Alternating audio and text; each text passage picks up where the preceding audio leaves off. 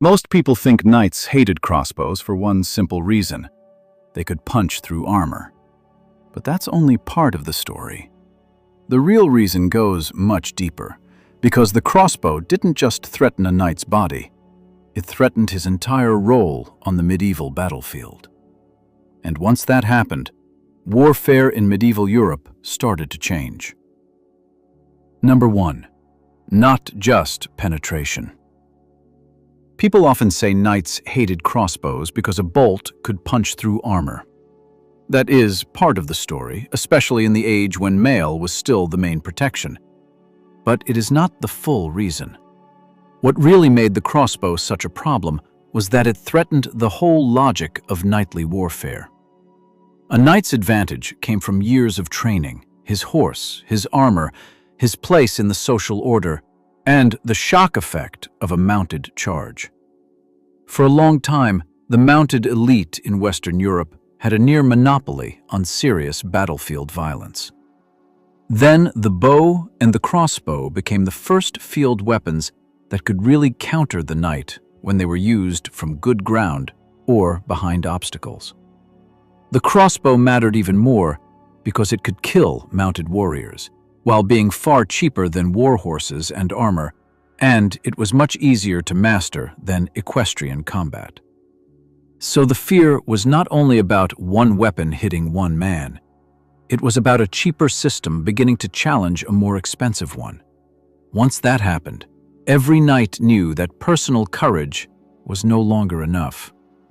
A disciplined line of infantry, a town militia, or a hired body of mercenaries could now force mounted nobles to slow down, dismount, or die trying to do things the old way. The old answer to cavalry increasingly involved terrain, obstacles, and disciplined foot formations, not simply matching one noble charge with another. That is why the crossbow felt like more than a weapon. It felt like a direct attack on the battlefield status of the knight. Number 2. The knight system. To see why that mattered so much, it helps to remember what a knight really was in medieval Europe. He was not just a man wearing iron. He was the product of long training from boyhood, backed by land, household support, expensive horses, weapons, servants, and a social code that treated mounted nobles as a military class apart. Britannica describes the medieval armored lancer as someone who lived by and for war, and whose gear cost as much as a farming village. That warrior was also increasingly specialized for fighting other knights.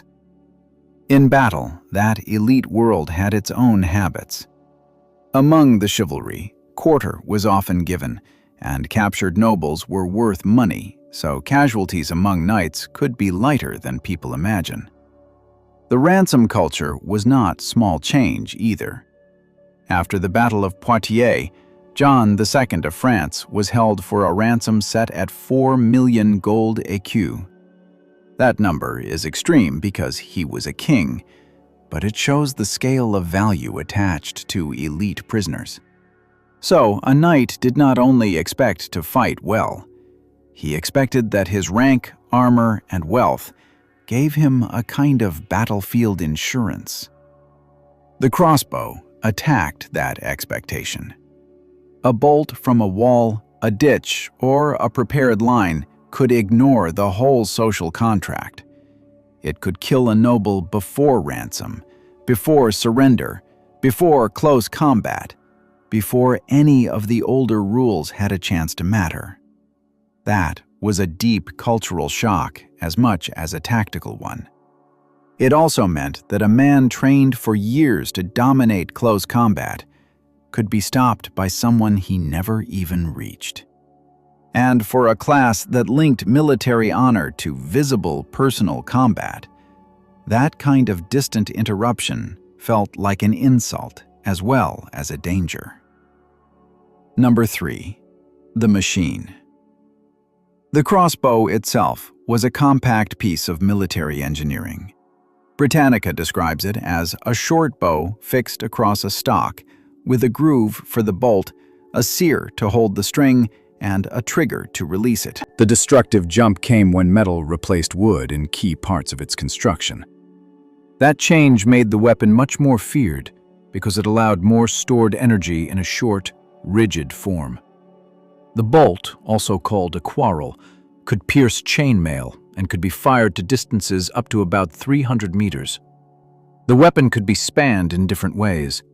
Lighter versions could be cocked with a stirrup and belt hook. Heavier ones needed a hand crank, a winch, or a cranaquin, which the Metropolitan Museum describes as a geared winding device used to draw the string of heavy crossbows. All of that meant the weapon was slower than a bow, but also far less dependent on the shooter's raw strength at the moment of firing. Britannica is very clear on that point. No particular strength was needed to wield it effectively. That matters because the energy was stored in the weapon itself, not in the muscles of a specialist archer drawing and holding a powerful bow by hand. In practical terms, that made serious missile power available to a wider group of soldiers. A ruler did not need to wait for a generation of men raised on bow practice from childhood. He could equip trained infantry and get dangerous results much faster. The crossbow also kept its ammunition compact and could be used in awkward positions where a long self-bow was less convenient. That made it useful not only in field armies, but also in the everyday military work of garrisons and town defense. The weapon's versatility was one reason it lasted so long. A ruler could use it on campaign, on a wall, in a ship, or in a narrow defensive post where space was limited and patience mattered more than speed. In that sense, the crossbow fit the daily reality of medieval war better than the modern image of a single set-piece cavalry battle. Number 4. The social threat. The crossbow was not a simple peasant weapon, and that detail actually makes the story more interesting. Britannica notes that, compared with the longbow, the crossbow was the more expensive and sophisticated weapon, and that it was typically used by urban militias and mercenaries. So this was not a case of every random farmer suddenly becoming a night killer overnight. The real shift was more precise than that. A prince, a city, or a military captain could now organize paid foot soldiers who had real stopping power against mounted elites without having to create more knights. That changed the balance between social classes, but it also changed the balance between different political systems. A rich town could finance men with crossbows. A ruler short on nobles could hire them. A commander could mix them into infantry formations and make cavalry think twice before charging. At the same time, even though a crossbow was not cheap compared with a longbow, it was still far cheaper than maintaining the full knightly package of horse, armor, and lifelong training. It was also easier to learn than a longbow of equivalent power. That last comparison matters because the longbow was itself associated with lower social status and was cheap, but it demanded enormous practice. The crossbow sat in a different category. It was a tool of paid, organized violence that did not depend on noble birth or lifelong physical conditioning. That is why the weapon felt politically dangerous. It shifted military leverage away from birth and toward money, organization, and equipment. In other words, the crossbow did not just threaten the knight on the field. It threatened the idea that battlefield dominance naturally belonged to a hereditary mounted elite. Once townsmen, mercenaries, and disciplined infantry could threaten armored nobles from a distance, the old order looked less secure. This is also why the crossbow fit urban and cash-based military culture so well. It worked for cities, captains, and rulers who could pay for equipment and drill, even when they could not rely on a deep feudal pool of mounted nobles. Number 5. Hit the horse. Another reason knights hated facing crossbows is that the rider was only part of the target. The horse was the true engine of knightly combat. Height, speed, momentum, and the shock of impact all depended on the animal. If the horse went down, the knight could still be alive and still be finished as a battlefield force. A study of the Teutonic Order explains the problem very directly. The heavily armed rider became very vulnerable when his horse fell because of his immobility. That is one of the most important points in this whole topic. A crossbowman did not always need to punch through the best part of a knight's torso armor. He could hit the horse, or make the horse rear, turn, or collapse, and that could be enough to destroy the charge. And this was not just a military loss, it was a financial one. The Royal Armories notes that a medieval warhorse might cost up to 3 years of a knight's wages. So one well-placed bolt could wipe out not only mobility, but also a major investment.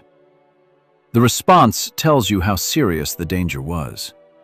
Britannica records that mail protection for horses became common in the 13th century, and that plate horse armor was used extensively by the 15th. The Royal Armories also notes that horse armor displayed wealth as well as protection, which reminds us that the horse sat right at the center of noble identity. Once that animal had to be armored like the rider, the cost of preserving cavalry dominance went up again. And because the horse carried not just the fighter, but also the image of noble power, every threat to the animal felt like a threat to rank itself.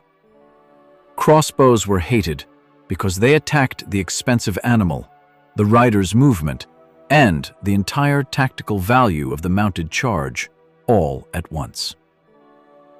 Number 6. Walls and angles. Open battle gets most of the attention, but medieval warfare was full of sieges, raids, fortified towns, castle approaches, and fights around walls, gates, bridges, and narrow ground. In those settings, the crossbow became especially hateful from a knight's point of view. Britannica says the weapon could be fired from a reclining position or from behind a parapet, and that kind of flexibility mattered a lot more than people sometimes realize. The Fitzwilliam Museum adds that its compact shape made it useful in cramped interiors and even on ships. A study of the Teutonic Order explains why commanders valued it so highly in fortress war. Defenders often had to shoot from angles or from small openings, and the crossbow could be kept drawn for longer. That single feature is easy to overlook, but it matters. A handbow has to be drawn at the moment of the shot. A loaded crossbow can wait. That meant a defender could stay under cover, watch a gate, a ladder, or a path, and release at the exact moment a knight exposed himself or his horse. The same study notes that strong fortresses, supplied with food, weapons, and crossbow bolts, could withstand long sieges. The slow reload of a heavy crossbow was real, but in prepared positions, it was managed with cover and teamwork. The pavis, the large shield used by crossbowmen, let them shelter while reloading, and even build a temporary wall of protection. So, in siege conditions, where movement was restricted and timing mattered more than raw speed, the crossbow was not just dangerous. It was almost perfectly designed to make heavily armed attackers miserable. Knights could be brave, rich, and heavily protected, but none of that changed the basic problem of having to approach a defended point where someone else could wait under cover with a loaded weapon. Number 7. The armor race. This is where the usual line about armor and crossbows needs to be made more precise.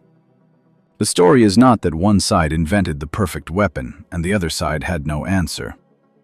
The real story is an arms race.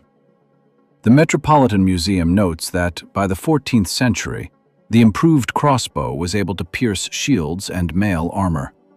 Knights responded by adding more plate reinforcement, first in coats strengthened with metal plates, and then with more articulated plate covering the arms, legs, and hands.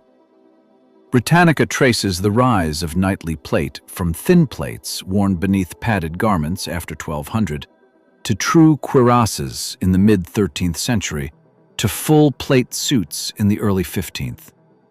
It also notes that the thickness of iron needed to stop missiles eventually made armor too heavy to remain practical for active service. That is the key point. Better armor improved survival, but it came at a price in weight, cost, maintenance, and flexibility. Closed helms reduced exposure, but they also interfered with vision and communication. It also changed the rest of the equipment. As protection improved, the old, large shield became smaller because more of the body was already covered.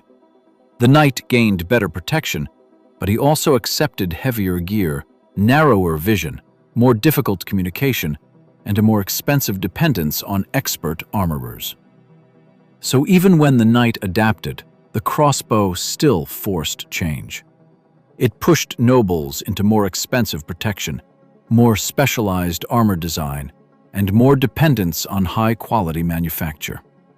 In effect, the weapon kept raising the entry cost of being safe. That is one reason knights hated it.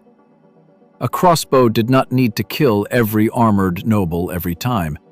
It only had to make the noble spend more money, carry more metal, and accept more limits just to stay in the same fight. Number 8. Power with limits.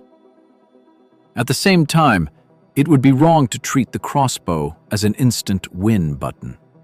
Its strengths were real, but so were its limits. Britannica says that compared with the longbow, the crossbow generally had shorter range and a lower rate of fire, even though it offered greater penetrating power. Heavy versions could be awkward, and reloading under pressure was dangerous without support. The Pavis existed for a reason. The Fitzwilliam Museum notes that at Cressy, a longbowman could send 5 or 6 arrows for every bolt from a heavy crossbow. So the crossbow was not a weapon that removed tactics from the battlefield. It made tactics more important. Cressy in 1346 is the clearest example. Britannica and the Royal Armouries both describe how the Genoese crossbowmen in French service advanced, were hit by English archery, fell back, and were then caught up in the chaos of French cavalry attacks.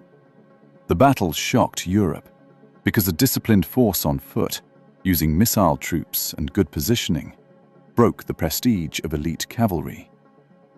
The English centre at Cressy was built around dismounted men-at-arms, which shows how even elites were adapting to a battlefield where standing firm on foot behind missile support could work better than charging headlong on horseback. But the lesson was not that crossbows always beat everything. The lesson was that missile weapons, ground, timing, and coordination could destroy knights who relied too much on status and momentum. That is why facing crossbows was so frustrating for knights. The weapon was slow enough to need planning, but strong enough that good planning paid off. It rewarded methodical warfare, prepared positions, and cooperation between troop types. That made the battlefield less personal and less forgiving. A brave mounted charge could still work in the right conditions, but against organized missile troops, especially when the ground was wrong or the attack was rushed, knightly confidence could collapse very fast. Number 9. Chivalry breaks. The moral panic around the crossbow starts to make sense once you look at all of that together. In 1139, the Lateran Council banned it for use against Christians, and Britannica says the weapon directly challenged the mounted elite's dominance of armed violence. The Fitzwilliam Museum notes that churchmen described crossbows as hateful to God, and it was a crossbow bolt that later fatally wounded Richard I while he was besieging a castle in 1199. That sequence matters because it shows how the weapon touched both symbolism and reality. Richard was one of the great knightly kings of the age, and even he was not protected by rank or reputation. The deeper issue is that the crossbow ignored the social habits of elite combat. Medieval chivalry often treated fellow nobles better than commoners, and as Britannica explains, quarter was often given among the chivalry because ransom had value. A crossbowman behind a wall or a pavis did not need to enter that world. He did not have to close for hand-to-hand combat, recognize heraldry, or offer a captured noble the chance to pay for freedom later. He only had to aim and release. That is what made the weapon feel dishonorable to many knights. Not because it was uniquely cruel in some absolute sense, but because it stripped elite fighters of the advantages that came from status, visibility, and close combat culture. It turned a famous nobleman into a target that could be selected by a man who might be poorer, lower-born, and physically far from the duel-like image that knightly warfare liked to imagine about itself. And even the attempted ban tells the same story. The authorities saw the disruption clearly, but the weapon stayed in use because its military value was too obvious to ignore in sieges, in field positions, and in the service of ambitious rulers. Number 10. A different battlefield. By the later Middle Ages, the battlefield was already moving in a new direction. Britannica says the first field tactics that truly countered the knight were built around bows and crossbows, used from strong positions and behind obstacles, and that both weapons could defeat even heavy armor when properly employed. At the same time, professional infantry with longbows, crossbows, pikes, and later guns could face increasingly mercenary knights in the open. Britannica's broader history of armed force describes a period in which mercenary companies and professional infantry became more central, while cities and rulers financed them through contracts and taxes. In Italy especially, wealthy cities hired long-term companies under formal agreements, and that wider shift toward paid military service matched the crossbow perfectly. Academic work on the Teutonic Order notes that in Prussia, the crossbow remained the most important long-distance weapon until the end of the 15th century, while Britannica says the crossbow remained the supreme hand missile weapon until firearms clearly replaced it. Put those facts together, and the pattern is hard to miss. Military power was shifting away from the single mounted noble and toward organized groups, prepared positions, payrolls, supply systems, and rulers who could finance specialists. Knights still mattered, and heavy cavalry did not vanish overnight, but the terms had changed.